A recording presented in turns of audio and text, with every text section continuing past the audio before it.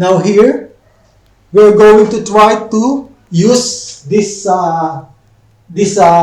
method in calculating moment by breaking down this diagonal force. Okay? Remember, class, remember, your moment is equal to your force multiplied by the perpendicular distance. Not distance only, but perpendicular distance. So here, we don't have a problem. You can find the moment here by this force, 3 kilonewton multiplied by the perpendicular distance of 2 meter.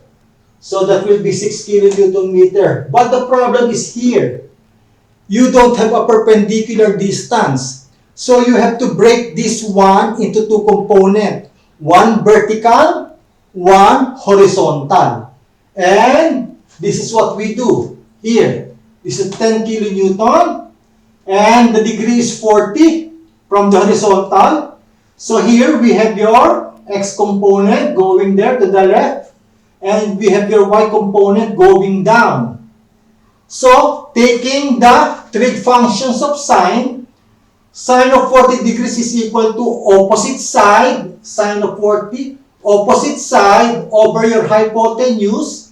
Then I'll just put a 1 under the sine of 40. So it doesn't change anything. Anything divided by 1 doesn't change anything.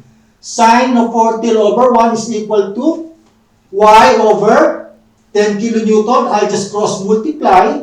So 1 times y, that is y.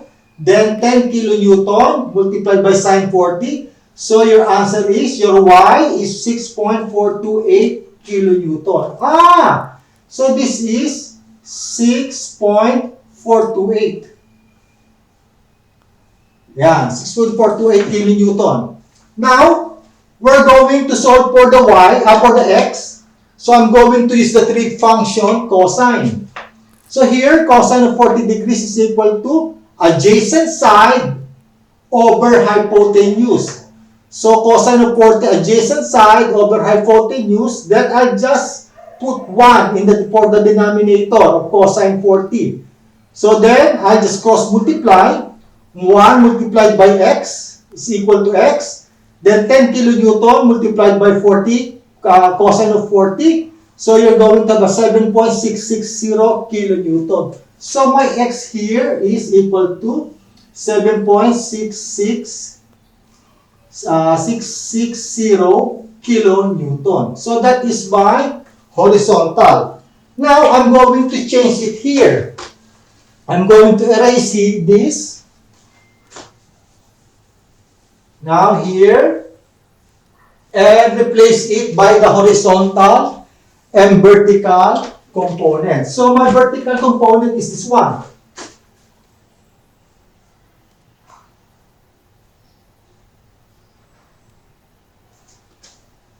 How many? 6 point? There.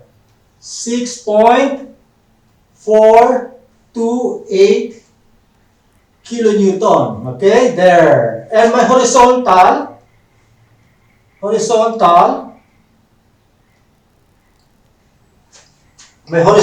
force is 7.66.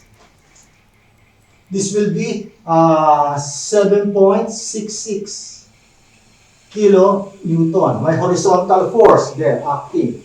Now, can I calculate now the moment? Yes. So my moment at A, because this is perpendicular now, I can calculate now the total moment.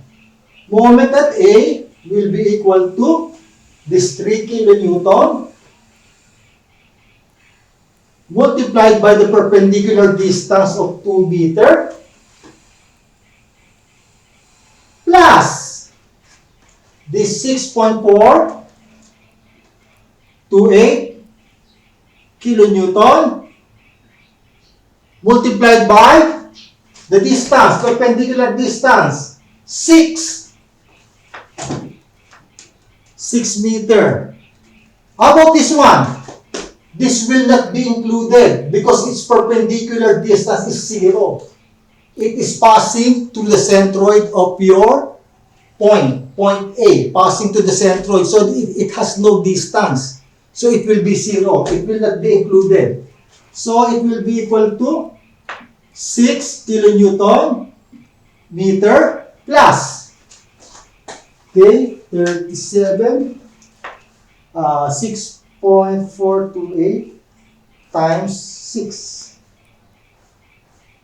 Okay, 38. So this will be 38.568 kilonewton meter. So my total moment at the A will be equal to,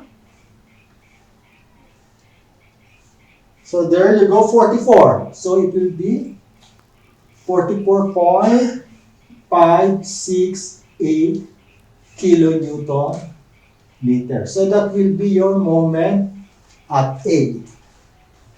So you break this into two components.